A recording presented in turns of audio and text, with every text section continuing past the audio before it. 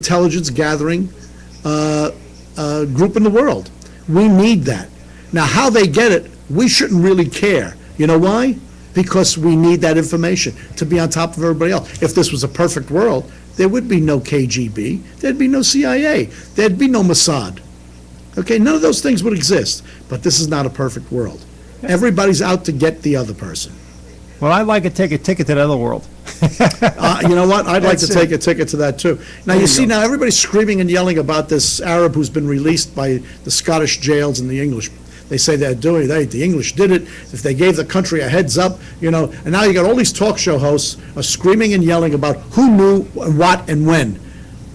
Now, if the picture is true that they showed in Libya, or it's not just one of those things they made up, the guy's dying. The guy's got an incurable form of cancer. Mm-hmm. And yes, he killed all those people. As far as I'm concerned, they should have kept him in jail. But letting him out of jail just to go die in his own country is nothing the guy's going to do. He's probably beyond any, there's nothing that, as far as I'm concerned, if he's in that condition, he can't harm anybody any further than he already has. Mm-hmm. Now, should he die in his own country or should he have died in the jail? I think he should have died in the jail. I don't think he should have been released. But there must have been something between Libya and the British government to force this release. I said, sometimes you don't know all the facts. And I don't know all the facts. There may but have I do been know one thing. Britain may have got something out of the deal, they, Right. you know, an offer they couldn't refuse. Very much so, could be. And guess what? Since they figure this guy's going to die in 6 months anyway, who cares? Yeah, now they don't have to pay the bill. That's another thing. Right. They saved the money on the They're jail. saving taxpayer dollars. But I don't know. I don't know who knew, if the United States knew. But who cares? What's the difference if the United States knew? It's just another thing that I see on Fox that they're screaming about the Obama government. You must have known and you didn't do anything about it. What the hell can you do about it? What kind of pressure? I wouldn't put any pressure on Britain. I'd say, listen, what does your doctor say? The doctor say he's not going to make it? He's only got about 6 months? Okay, fine. You want to let him go because you want to get what? You want to get a few more gallons of oil in, barrels of oil? Fine. Let him go. It's their choice. It's their government. Their choice. You know, and now they're screaming and yelling, Obama should have known, Obama should do that. Obama should do nothing about it. Nothing. Stay the hell out of it. I think they should focus more on what's going on here than worry about what's over somewhere else. We're going to get a health care system done in this country. It's not going to be what Obama wanted, I'll tell you that much. It may be something that finally, that the Republicans are saying, hey, you know what, we better work on this with the Democrats and get something out there because we're going to look like the bad guy if all of a sudden nothing happens at all and the people are screaming there's 46 million uninsured in this country. By the way, when I keep hearing people say the health insurance is the best in the world, it's not the best in the world. There are other countries that have it better than us. Secondly, I know I have insurance on my wife and it's not a complete insurance. There's a lot of loopholes. And you know what? There are people making the decisions. People are worried. You want the government to make the decision what doctor you get? Are you crazy? You got some nurse in Miami who's with Cigna who's making the decision of whether your mother-in-law can come out of a nursing home because she might have had 2 days more of rehabilitation, which maybe could be more that she could use those 2 days to get her out of a stroke. But they say, no, we're only going to pay for this, and you got to send her home, and the stroke continues and she dies. You got a $35,000 a year nurse making that decision. Yeah, or maybe we need to get out of the mindset that you have to have insurance, that insurance is the vehicle that's going to get you good health care. Maybe you need to find a different vehicle. Well, I think that maybe we should do our own self-insurance. For instance, instead of giving the government the money and taxes and whatnot so we can be insured, maybe we should have the option of saying, hey, they got to get the doctors together. Look, here's what you can charge. You can only charge so much for this. And whatever insurance that these people do have, we'll cover it, and you will not charge them anymore. Because, you know, when you go to the doctor's office, you sign a piece of paper stating that whatever charges that we get back to the insurance company, if it does not meet our needs, you are responsible for the balance. Well, that's got to stop. That's got to stop.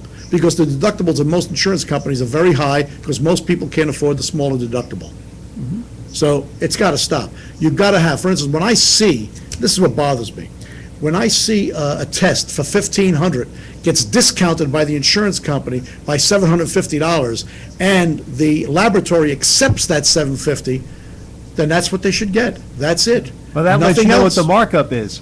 That goes to show you it's over markup. Oh, yeah. It's over markup. And the government is saying you guys are charging too much. No reason for a doctor to make $1,000 an hour. He can make less. He can make less. Doctors are complaining, oh, we can't, why? Because you can't get a 60-foot yacht instead of a 55? That extra 5 foot means something. Come on. I mean, I think it's, I mean, there's some doctors out there that are really, truly, patient-oriented.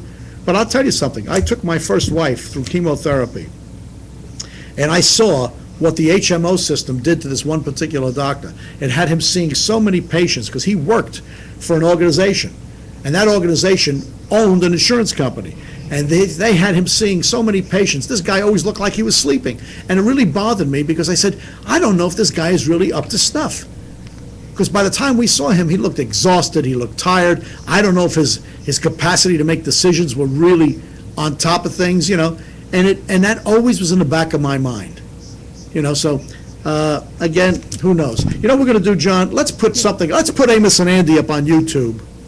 Can you get that? Any one of them. You know what you get? Get the one where he's selling the real estate. That's a funny one. Let me see if I can find it. See if you can find it. If not, anyone that's out there that's within 10 minutes, give us a little break. I'll get some water. I'll sit back. I'll relax. And by the way, if you folks look at the scrolling underneath the set, underneath the TV picture, you'll see a lot of these different advertisers that have been advertising with us. The PNC Home Care, that's a Medicare certified specializing in home infusion therapy. Then you got Jose Ruiz, who's running for Congress. Aha! Doesn't say what party he's running with. Is he an independent, John?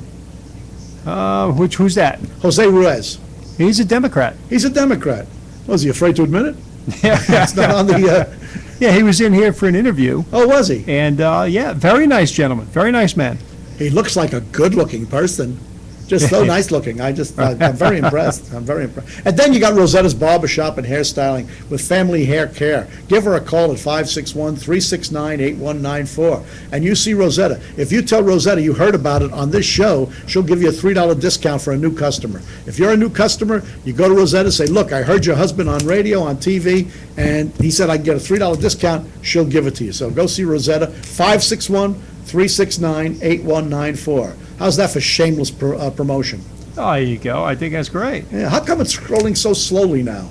It used to It's scroll just faster. the way it is. It must be this computer.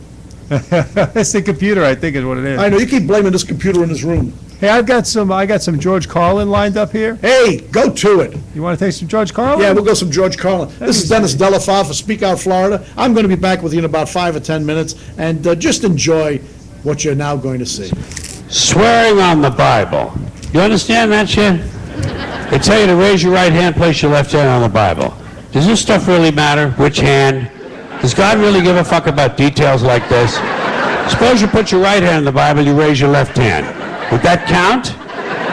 Or would God say, sorry, wrong hand, try again? And why does one hand have to be raised? What is the magic in this gesture? This seems like some sort of a primitive voodoo mojo shtick. Why not put your left hand on the Bible, let your right hand hang down by your side? It's more natural. Well, put it in your pocket. Remember what your mother used to say? Don't put your hands in your pockets. Does she know something we don't know? Is this hand shit really important? Well, let's get back to the Bible, America's favorite national theatrical prop. Suppose the Bible they hand you to swear on is upside down, or backward, or both, and you swear to tell the truth on an upside-down, backward Bible. Would that count? Suppose the Bible they hand you is an old Bible and half the pages are missing. Suppose all they have is a Chinese Bible in an American court, or a Braille Bible and you're not blind. Suppose they hand you an upside-down, backward Chinese Braille Bible with half the pages missing.